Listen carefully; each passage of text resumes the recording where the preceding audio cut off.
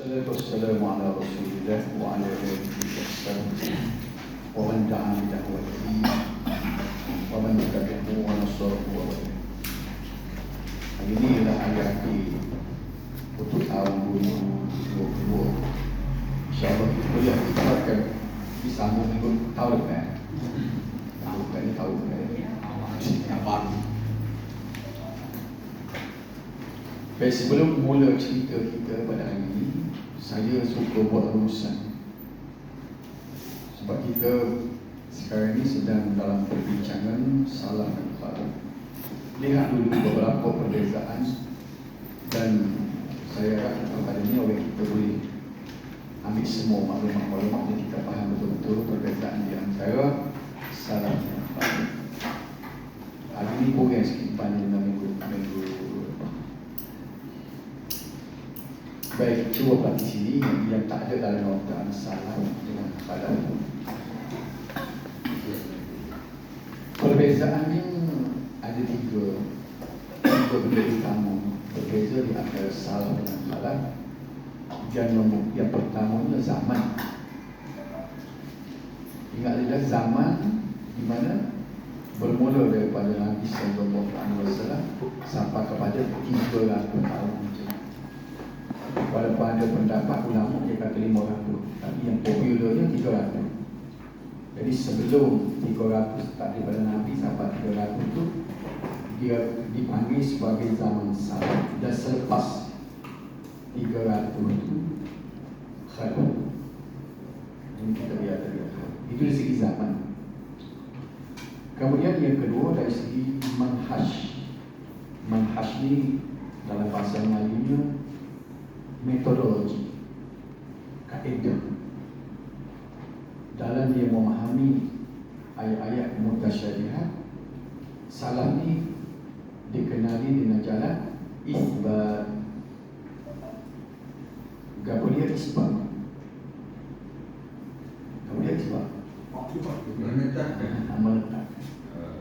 Meletakkan makna sifat sebagaimana dia datang. Kalau dalam Al-Quran menyebut itu sifat Allah, maka manhaj salaf dia tidak ubah makna. Makna sebagaimana dia dipahami oleh orang Arab. Misalnya istiwa, orang Arab faham dia berada di atas, maka itulah yang dia terima. Ya, orang Arab faham sebagai tangan. Bila yadullah, dia meletakkan makna tangan. Adapun khalaf jalan takwil. Takwil maknanya tukar, menukarkan makna sifat Allah. Itu beza besar. Zamannya berbeza dari segi zaman, manhaj pun berbeza.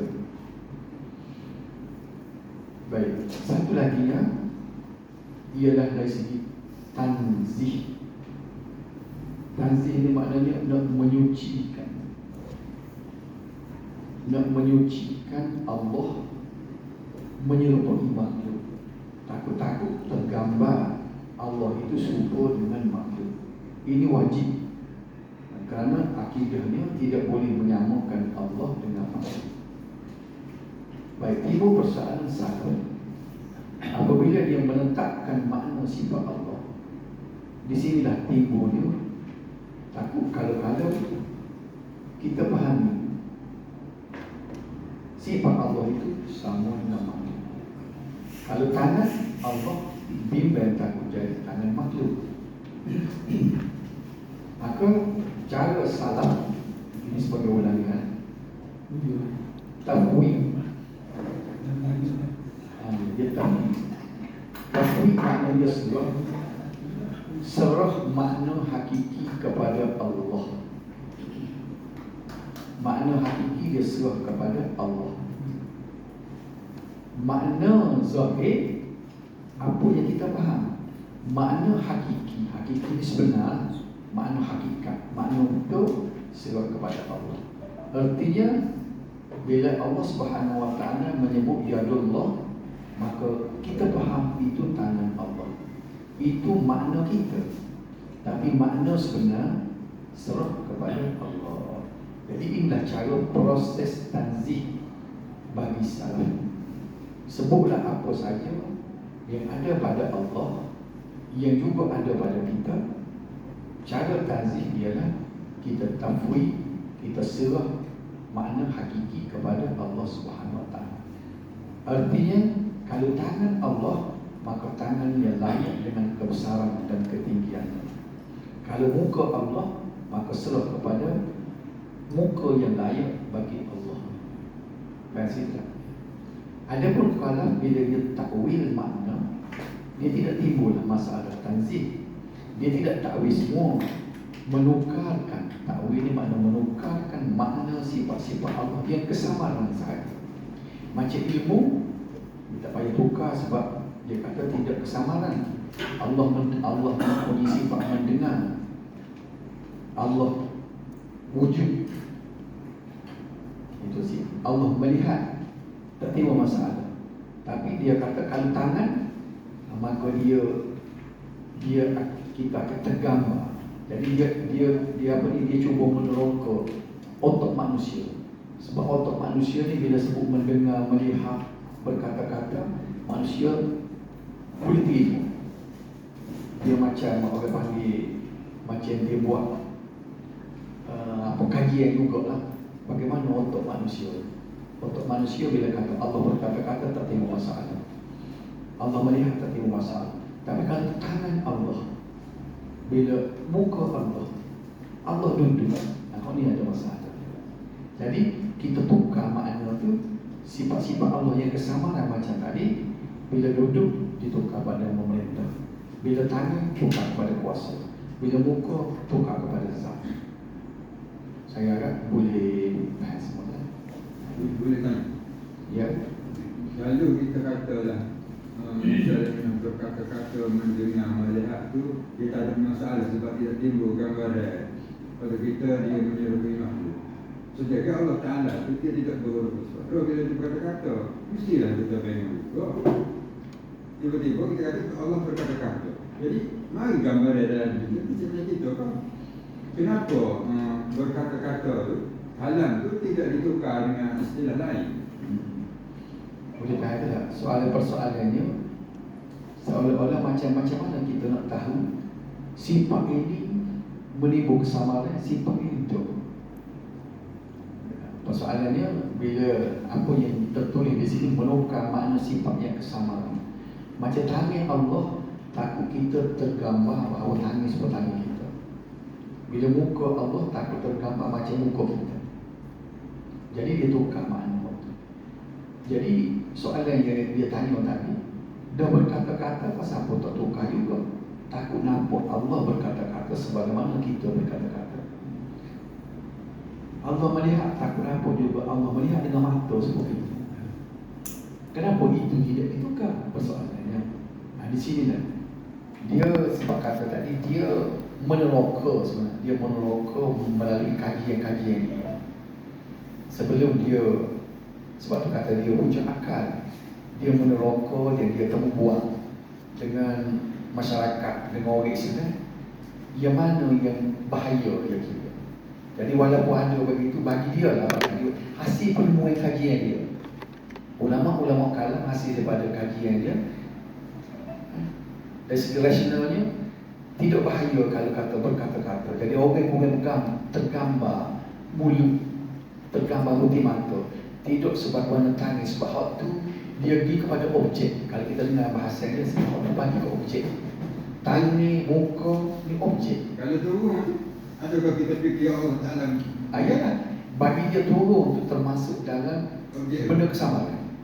Itu dia, itu pendapat dia. Kalau objek, betul misalnya. Kalau kita Sebab ini, sebab itulah, sebab tu saya sebut tadi, benda ni dibahaskan oleh golongan salaf. Sebagaimana tadi, dia kata kalau nak tergambar, semua apa saja tergambar. Tapi jawapan dia begitu. sebab satu lagi, masalah ta'wil. Kita kata, dalam Quran disebutkan Allah Ta'ala sahaja yang boleh ta'wil makna tu. Kemudian dia kata, dicakup Allah Ta'ala dan orang-orang yang berilmu. Sedangkan proses ta'wil ni berlaku di zaman khalaf. Artinya, orang zaman khalaf tu ada apa? Soalan, Blacklist dia. Ya, betul lah. Ha. Memang dia, Kenapa dia tak kahwin? itulah persoalan.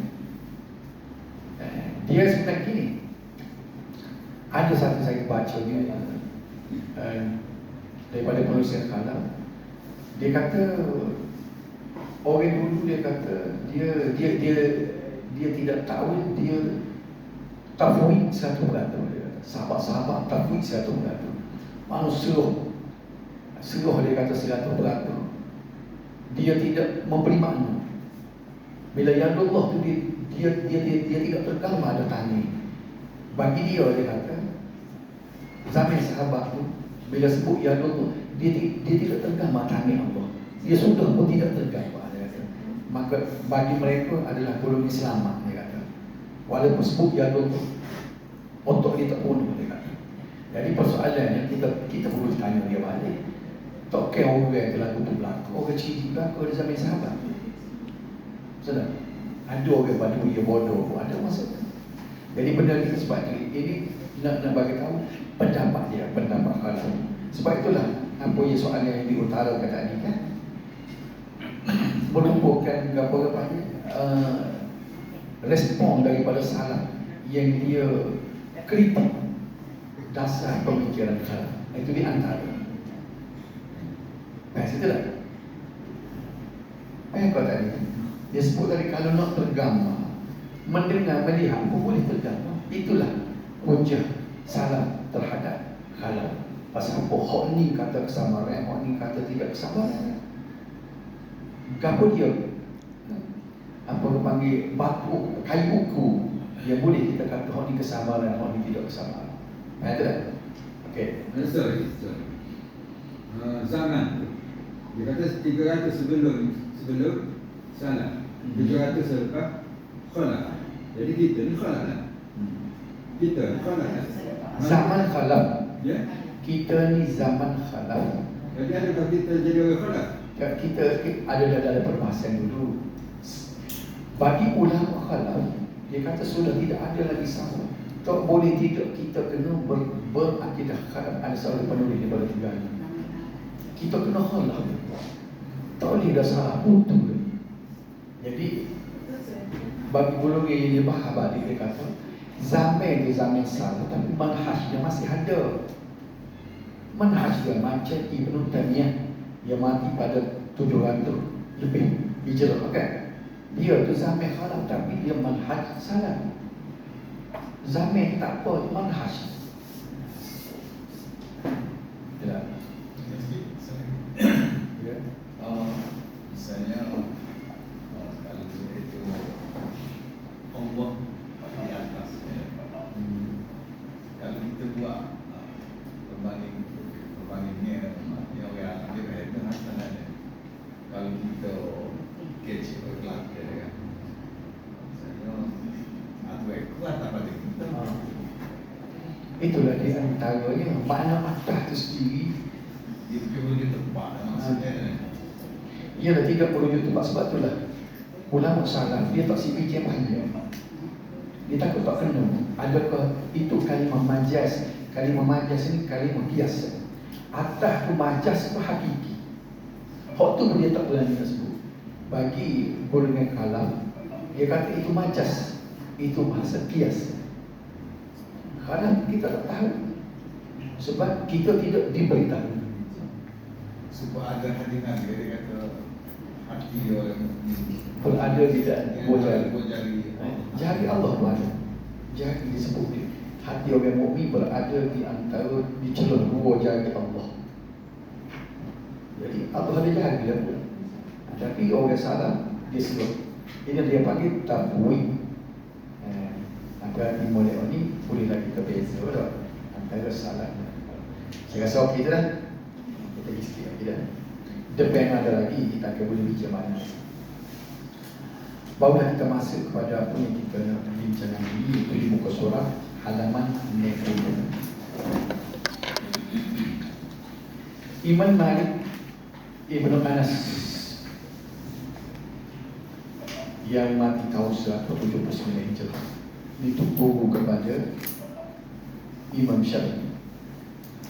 Pernah ditanya tentang hakikat makna istiwa Allah yang tersebut dalam Al-Quran. Beliau menjawab, ini memang orang tanya dia istiwa Ar-Rahman alal arsy istawa. Wahai Tuan Syekh, istiwa ni kita faham maknanya duduk.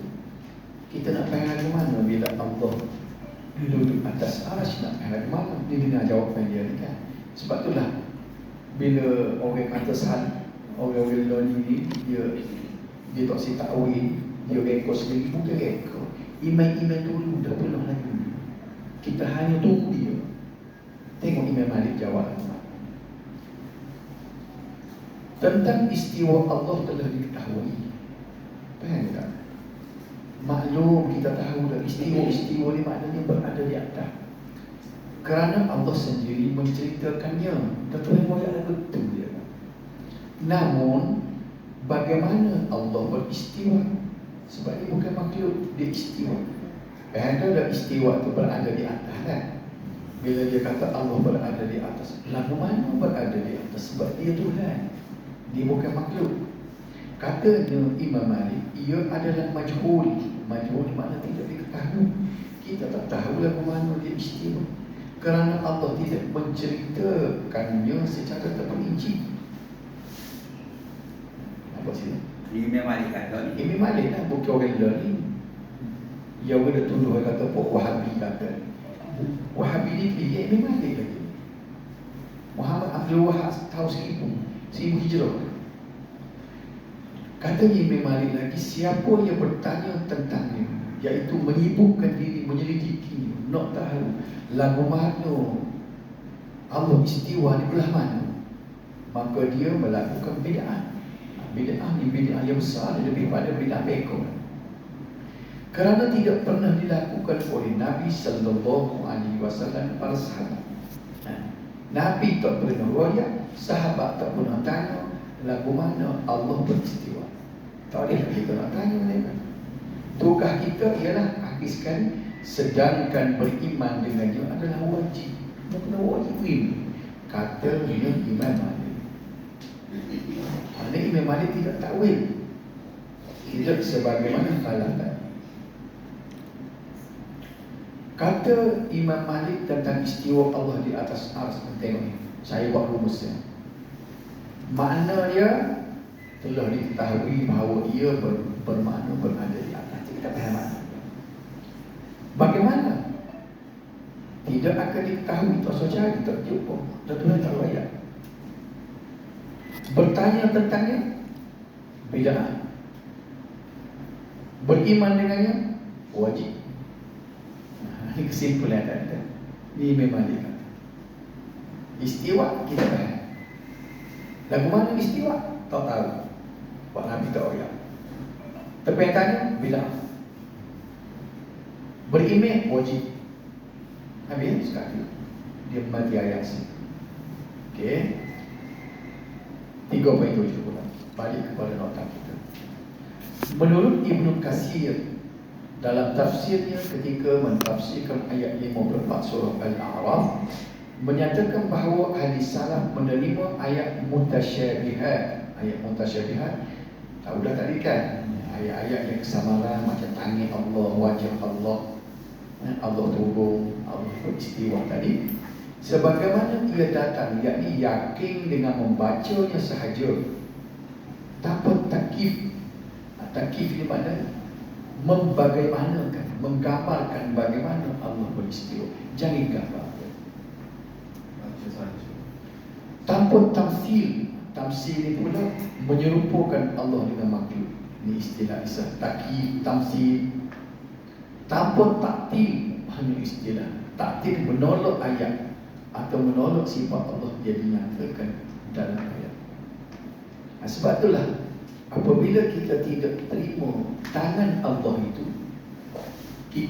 kita ambil tangan bermakna kudrah, artinya kita termasuk dalam taktil. Kita tidak terima, kita menolak sifat tangan Allah. Boleh tak saya ulang sekali? Apabila Allah menyatakan sifat dia kudrah, dia ada. Innallaha qadir. Allah ni ada kudrah. Tiba-tiba dalam ayat lain dia kata yadullah. Maknanya Allah bersifat dengan kudrah, Allah bersifat dengan yad, dengan tangan. Tangan ni sifat juga. Tiba-tiba kita tolak tangan. Tolak dari mana? Tangan bermakna kudrah. Hak dua kita isap dia. Kita kata bahagia tolak. Artinya kita telah taktil. Katanya ulama salah. Taktil makna kita tolak. Kita tolak satu daripada sifat Allah, iaitu sifat yad Allah itu. Kita tolak kerana kita pergi kata benda sama. Nampak tak gambaran saya ni?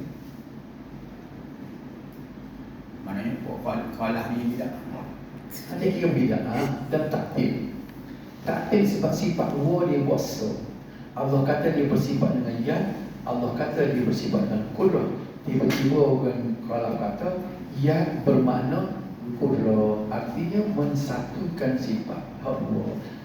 Perbuatan ini bagi orang salah dia kata sudah taktil. Boleh ada sebelah muslimah. Taktil makna dia tolak sifat Allah. Tidak falsafah lagi, ini benda biasa baru. Tidak. Boleh ikut tak? Kalau takdir ni dia punya besar dari situ terhadap akidah kita. Bagi dia rusak akidah. Bagi salah rusak akidah sebab taktil makna kita tidak terima. Kita tidak beriman dengan sifat Allah. Besar. Tidak sempurna iman kita itu tidak sempurna sebab kita tidak terima 100% apa yang dikabarkan oleh Allah SWT. Sebab tu ulama Saudi kerah dia tak terima nak takwil ini kalau kita tengok ulama-ulama dia. Namun makna zahir ayat seperti mana yang tercetus di dalam pemikiran golongan musyabbih. Golongan musyabbih ini golongan yang menyamakan Allah dengan makhluk, hendaklah dinafikan. Itu kena ada tu. Bila kita isbat, jangan ada musyabbih.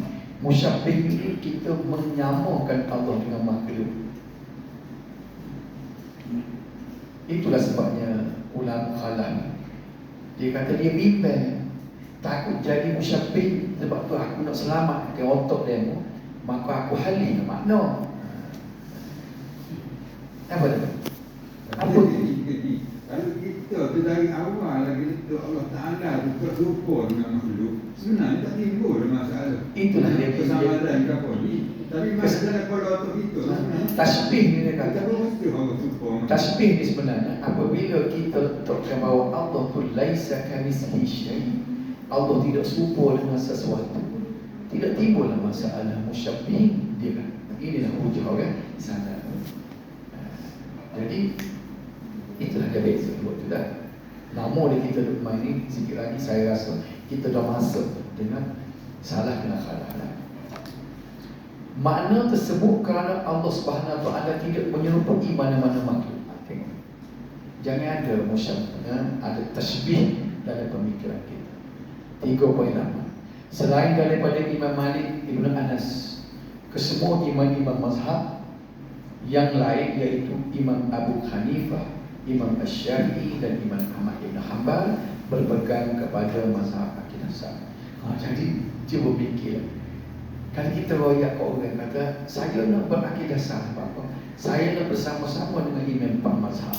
Salah lagi ke? Tapi kita jadi sasaran. Salah awak tu Wahabi. Dia tidak ambil pak orang yang imam mazhab, dia gambar ke dia.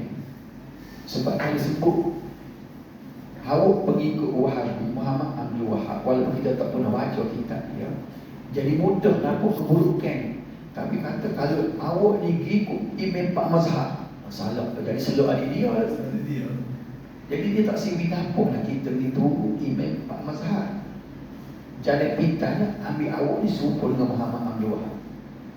Sedangkan Muhammad bin Wahab ni akidah dia ialah Imam Ahmad Ibn Hanbal.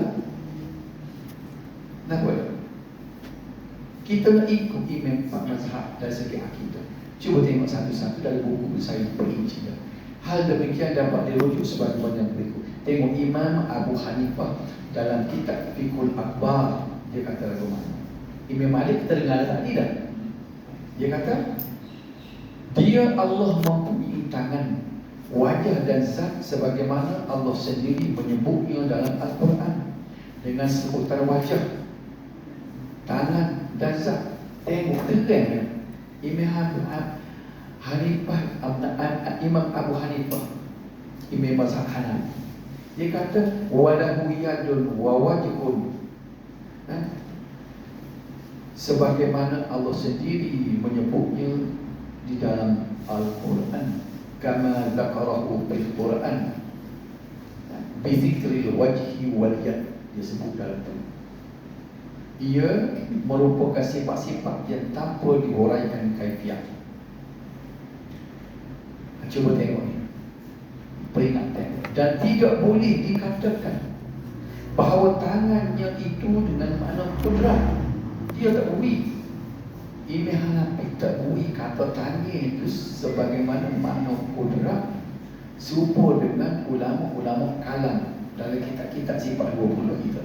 Dia tak boleh.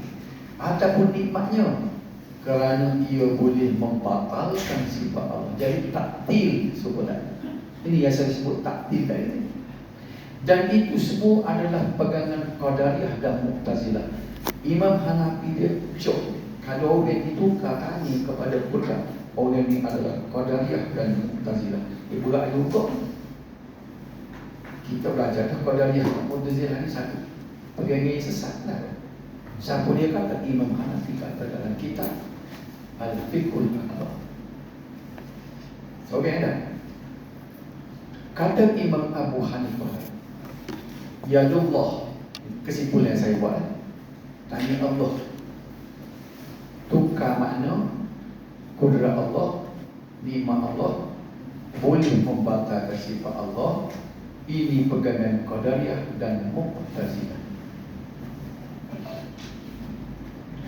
Jadi dia kata dia tak mengaji langsung ni kan. Dia tak tengok kitab. Boleh dia kata Imam Hanafi ini berakidah Asy'ariyah, Abu Hasan Asy'ari. Boleh dia kata.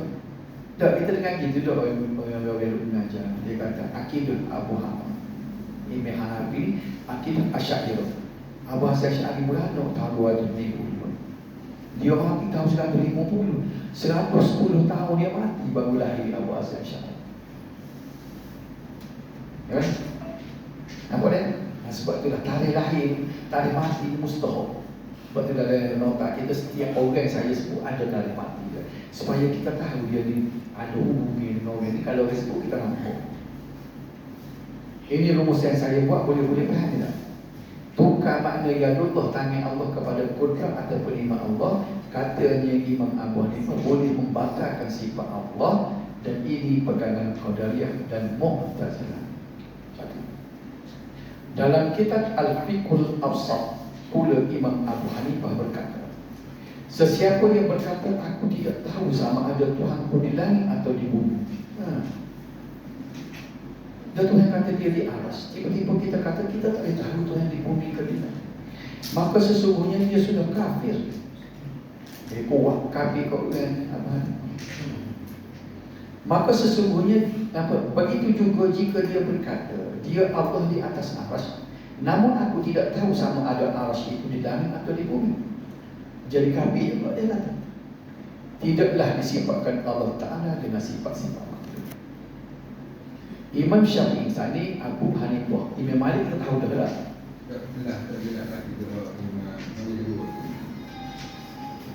Abu Hanifah ayat itu pergaya dua cinta.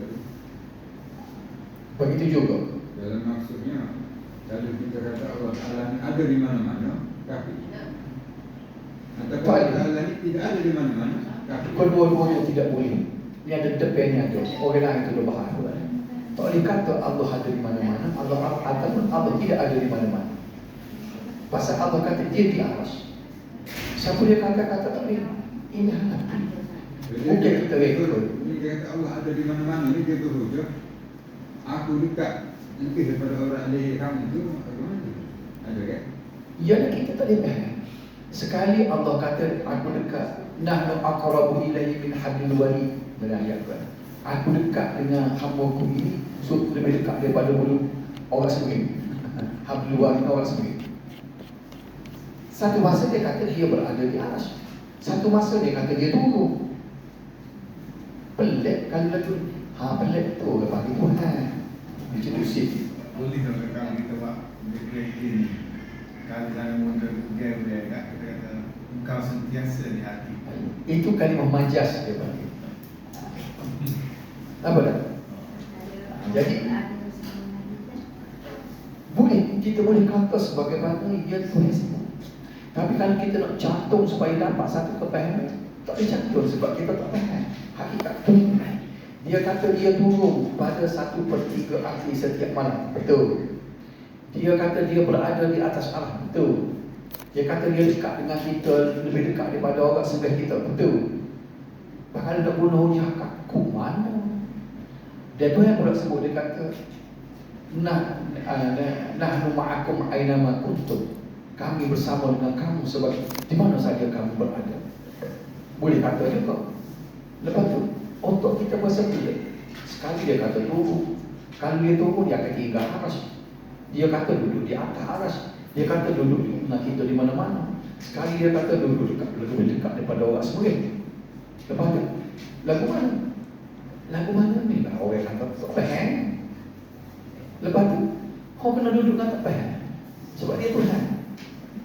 Kalau kita nak cari jawab, itu bukan Tuhan yang jawab dia. Orang berhujung angka selalu di waktu ayat ni. Kalau Allah berada di atas, bila disebut dia turun ke langit, dari ke langit dunia setiap 1/3 akhir malam, mesti maknanya dia tinggal aras. Itu maknanya dia kata balik, itulah orang mana otakmu sudah menjadi musyabbih, sudah tasbih. Kamu cuba menyamakan Allah dengan makhluk. Sebab makhluk bila duduk atas hotel tingkat atas, dia turun bawah, dia tinggal hotel dia. Tapi Allah, walaupun dia tinggal aras, dia turun. Adakah mesti dia tinggal aras? Tak tinggal. Lepas tu, lagu mana? Tak tinggal lepas tu. Otak-otak kita cuba menyamakan manusia dengan makhluk.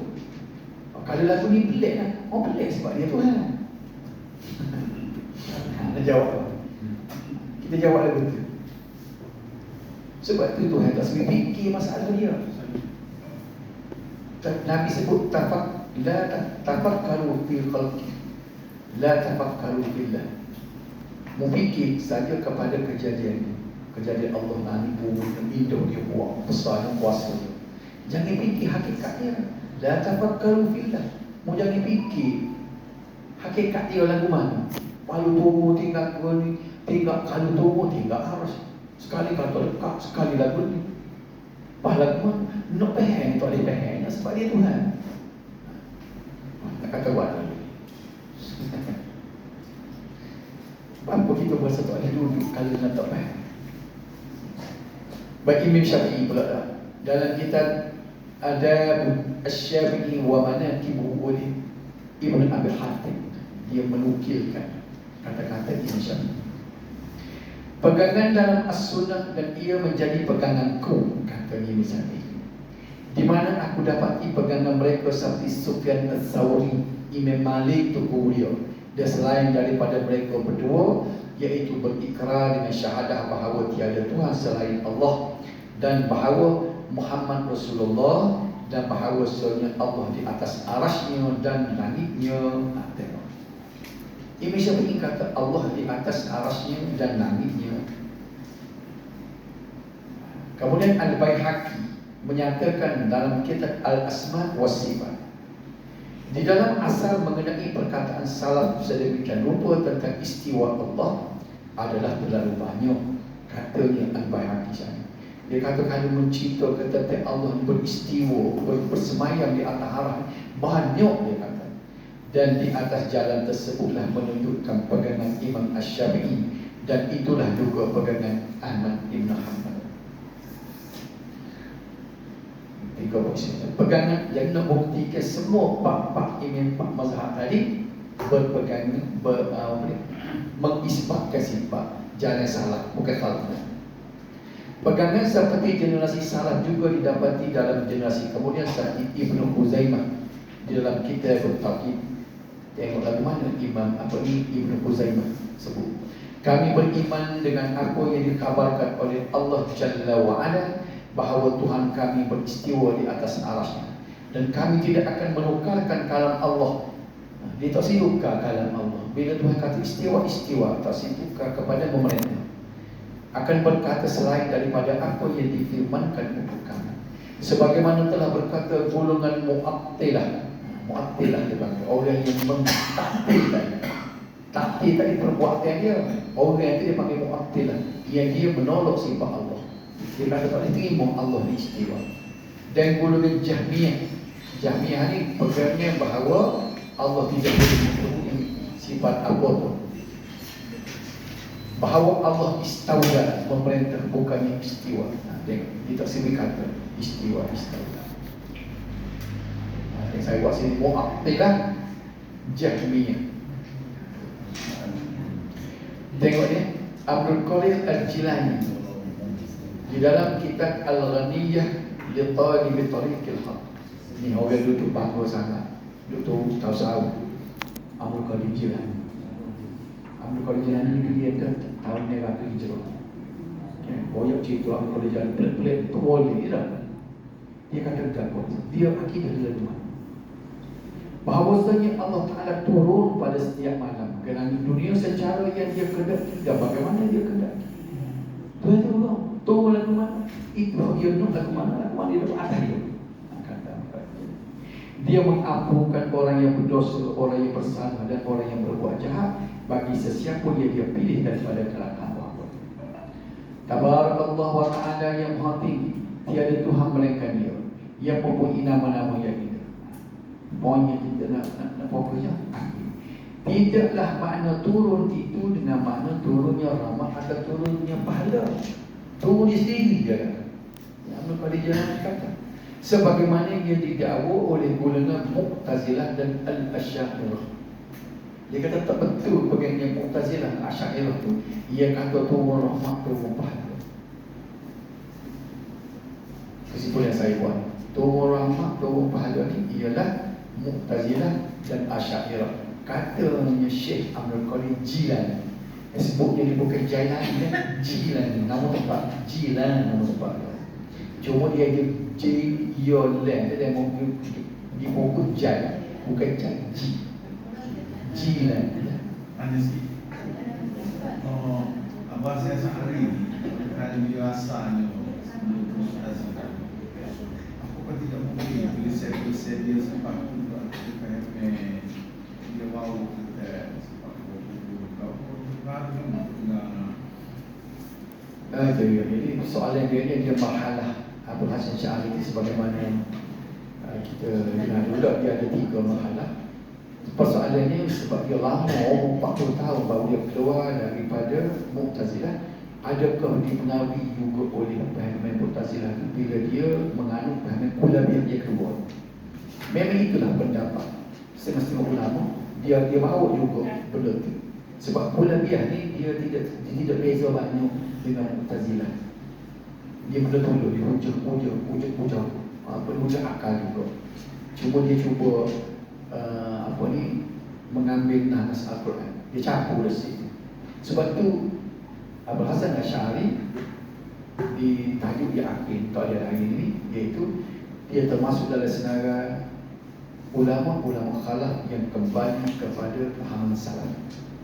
Termasuk dia berhalaf. Imam An-Nawawi dalam Syarah Muslim, Imam Nawawi kata, kita ambil semua ulama-ulama kata dalam buku lah pula Syarah Muslim. Ini adalah mengenai hadis-hadis sifat serta masalah. Dia masalah dia boleh dia tak si baca kitab, dia tak si tengok buku. Dia main bedah kalau dia yang guna. Orang buat dia menamakan Allah nama. Baca kat kitab, tengok kat imam-imam mazhab kata mana. Ulama-ulama besar. Katanya Imam Nawawi ini adalah mengenai hadis-hadis sifat serta mazhab salaf. Bahawa tidak diungkapkan maknanya, bahkan mereka berkata wajib ke atas kita untuk beriman dan beriktikad dengan makna yang layak dengan kebesaran Allah. Itu kata Imam Nawawi. Kita tak tukar makna. Berserta dengan ijtihad kita bahawa tiada sesuatu yang sebanding dan serupa dengannya. Tak sama dengan Allah. Inilah pegangan yang dipilih oleh golongan muhaqqiqin ahli kalam. Jadi Imam Nawawi ni kata dari kalangan ni ulama-ulama kalam tu ada juga yang dipanggil muhaqqiqin, yang dia tidak menggunakan akal secara bebas, dan itulah jalan yang selamat, katanya Imam An-Nawawi. Golongan khalaf pula mentakwilkan pengertian ayat mutasyabihat dengan pengertian yang disesuaikan dengan Allah Subhanahu Wa Taala dan dapat dipahami oleh akal. Lepas pada itu ada minggu depan ni kita mengaji sifat 20 kita kan. Kita mengaji juga sifat 20 ni. Boleh. Minggu depan tak ada lagi. Depan ada sifat 20 mengaji juga kita kan. Pendekatan yang dikemukakan oleh khalaf ini bertujuan, kita tengok sudut positif ya. Dia tukar makna, menjamin kepahaman umat Islam supaya bersih daripada sebarang penyelewengan dan gambaran yang menyerupakan sifat Allah dengan makhluk. Itu dia tukar tanya kepada kudrat tu, toksibiti itu tergambar Allah sempurna makhluk. Menurut ahli khalaf, makna zahir contohnya kalimah istiwa ialah istaqarra, menetap, dan ala pula menunjukkan keadaan yang sesuatu yang berada di atas sesuatu. Dia ikut, dia tak boleh dia kata istiwa ni dia makna istaqarra dan ala, menetap dan berada di atas. Makna ini jika menurut khalaf seolah-olah Allah itu bertempat dan berarah seperti mana makhluk. Dia punya dia gitu kan. Ini bahaya sebab nanti kita akan menyamakan Allah dengan makhluk. Jadi cara dia, maka hendaklah dianggapkan bahawa istawa adalah kalimah majaz, kalimah biasa. Ia menunjukkan perumpamaan atau makna yang tersirat, iaitu malaka yang bermaksud memiliki, atau istaula memerintah. Sebab tu kalau kita baca dalam kita ngaji sifat 20 kan, istiwa bermakna istaula. Istaula makna memerintah. Jadi kalau memerintah, tidak nampaklah Tuhan itu sempurna makhluk, tidak duduk memerintah. Nampak tak? Baik, saya nak sikit lagi. Istaula ni kalau mengikut Ibnul Arabi, ahli pakar bahasa, salah dia kata. Kita kata Allah, bila kata Allah istiwa di atas arash, makna kita tukar istaula kepada istaula. Allah beristaula di atas arash. Istaula itu maknanya memerintah. Jadi tidak makna duduk selamat. Dia kata istaula itu sendiri dari segi maknanya iaitu kuasa yang diperoleh hasil daripada perlawanan. Adakah layak kita sebut Allah mendapat kuasa arash setelah dia berlawan dengan orang yang benar dia? Siapa kau saya nak ya? Senyap belakang nanti muslimah. Gini dengar. Bila ulama khalaf ni dia toksiwi kita ni nampak Allah ni sumpah makhluk. Bila orang salah kata istawa ni maknanya bersemayam kan? Duduk. Tak boleh kata duduk nanti Allah sempurna kita. Maka kita tukar kepada istaula. Bahasa Arab juga istawa tukar kepada istaula. Istaula ni makna memerintah. Bila sebut memerintah, tidaklah tergambar Allah itu sempurna makhluk. Kalau kata Allah duduk atas arash, tak boleh tu. Allah memerintah arash, tak apa. Nampak silap? Baik, katanya Ibnul Arabi, dia bahas ni, dia kata salah guna kalimah istaula ni kepada Allah. Sebab istaula ni ialah mendapat kuasa hasil daripada perjuangan. Layak kalau kita tuduh Allah nak dapatkan arash kalau dia cipta hasil daripada perjuangan. Dia kena berlawan orang benar dia baru dia boleh itu. Dan siapa tu saya nak kata. Jadi biadab kita menggunakan istaula kepada Allah itu adalah kalimah biadab dia. Pula dah.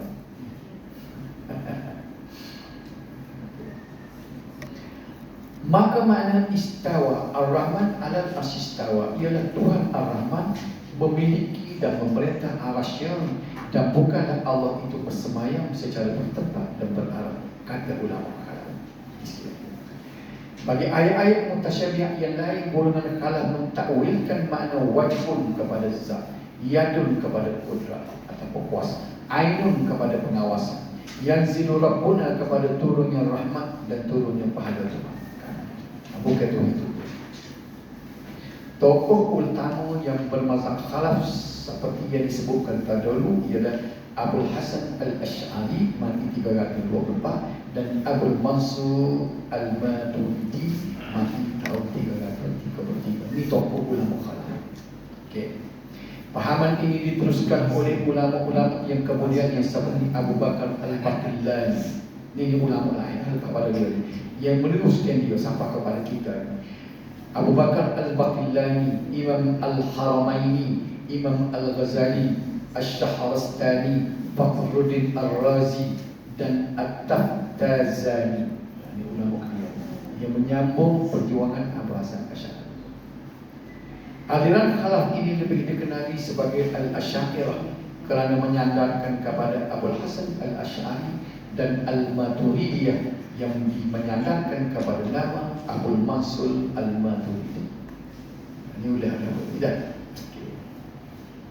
Ajaran aliran Al-Asy'ariyah yang kemudiannya berkembang khususnya di Nusantara banyak bersumberkan kepada kitab karya Muhammad Ibn Yusuf As-Sanusi. Kita di saat ini Abul Hasan Asy'ari tak ada lagi sifat 20, betul tak? Dia menceritakan prinsip-prinsip takwil sahaja. Ia menyenaraikan 10 sifat ini ialah Muhammad Ibn Yusuf As-Sanusi. Ini kalau kita nak tahu orang yang mengaji sifat 20, mana mulanya sifat 20 pada tahun 800 Hijrah, iaitu Muhammad Yusuf As-Sanusi mati tahun 895 dalam kitab iaitu Matan Ummul Bara'i. Situ startnya sifat 20 mari sini baru benar sebenarnya. Kami kita ada cuba tengok ni gambar kita. Ada jual. Okey. Kita ni sebenarnya boleh.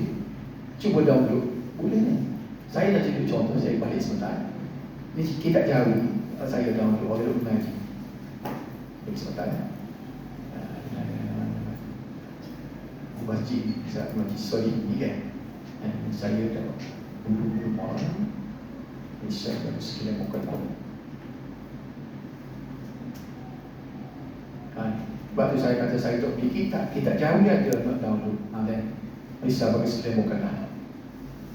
Ni mana kita ada semua.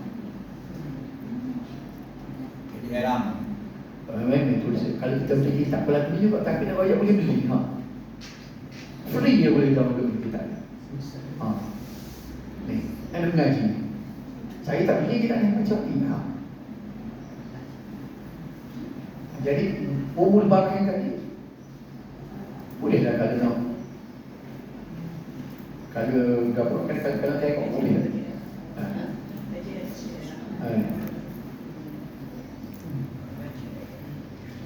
Dalam kitab umur bagai yang diserangkan 20 sifat. Jadi orang kliennya ulama tani, ulama mana banyaknya syarat kepada dia dikembangkan umur barat. Okay. Kitab ini hanya membincangkan permasalahan akidah yang berkaitan dengan ketuhanan dan kenabian sahaja. Dia mengaji akidah ini fokus kepada itu saja, ketuhanan dan kenabian. Perbincangan tentang beriman pada malaikat, kitab hari akhirat, qada qadar tidak dibincangkan. Tidak sebagaimana perisai bagi sekalian mukallaf yang saya tunjuk tadi. Dia lengkap dibincangkan. Kitab menjelaskan hukum akal serta membahaskan al-ilahiyah, ketuhanan yang berteraskan 20 sifat. Kitab ini menjadi rujukan utama dalam melahirkan kitab-kitab akidah berbahasa Melayu yang lebih dikenali dengan sifat 20. Antara kitab Melayu tersebut ialah Aqidatul Najim. Anda berhubung kita ada. Boleh download di mana? Orang nak mengaji dalam pondok mana? Aqidatul Najim fil ilmi usuluddin oleh Zainuddin Al-Fatani. Zainal Abidin Al-Fatani. Cikgu Zainal boleh bila kita. Kemudian yang kedua, Faridatul Faraid oleh Ahmad Ibn Muhammad Zain Al-Fatani. Ini kitab Faridah depan ini. Jadi kitab-kitab ni Mana tempat rujukkan dia? Umul Barahim tadi, solusi tadi. Bukan dia rujuk kepada Abu Hasan Syarani, tak sabar. Dia tak kelih nak buku-buku Abu Hasan Syarani.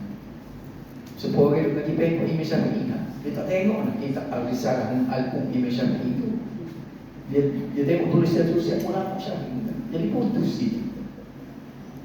Bila akhirnya dia sandar kepada Abu Hasan Syarani, sandar kepada Abu Hasan Syarani, betul sungguh ke Abu Hasan Syarani tulis itu.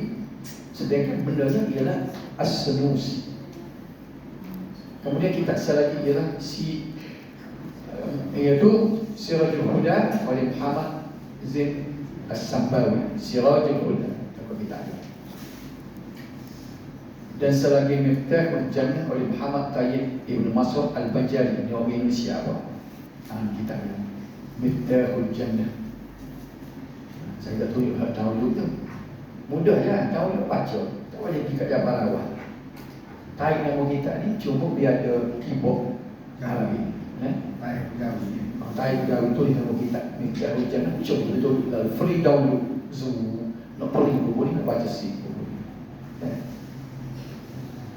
Secara ringkas perbahasan akidah melalui kitab tersebut adalah seperti berikut. Sifat-sifat wajib. Jadi saya berhenti ya. Kita sambung kan sebagaimana saya berjanji itu, kita nak lagi sifat 20 start kan. Tolong bayar tak mari kita kata nak start sifat 20 lagi kan. Yang